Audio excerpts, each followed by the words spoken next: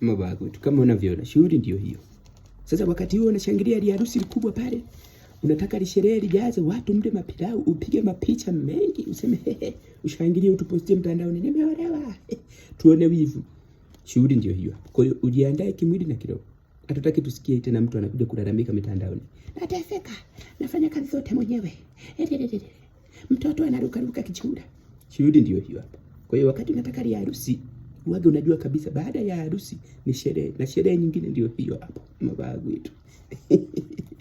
Ndoa sio cha mtoto, mababu. Tusije kujua unaenda kuruka huko kafikiri na kuja kunaenda kupiga selfie na mapicha. Hakuna. Huko tunakupa majinsi ya oili ufue.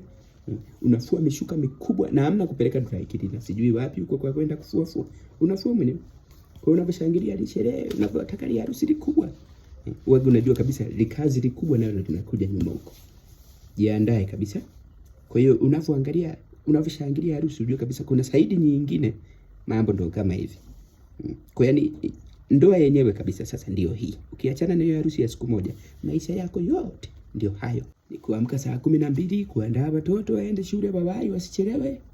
Chai iwe imepikwa, chakula, umuamshe mtu, akinuna ucheke, akikufokea usiongee lolote, ukae kimya. Kwa yani mababu yetu. Kama nawaona watoto wa 2000 mababu tu, mambo yenyewe yanawashinda. Ndoa yenyewe ndio hiyo. Ndoa kama ndoa. Ndio hiyo hapo.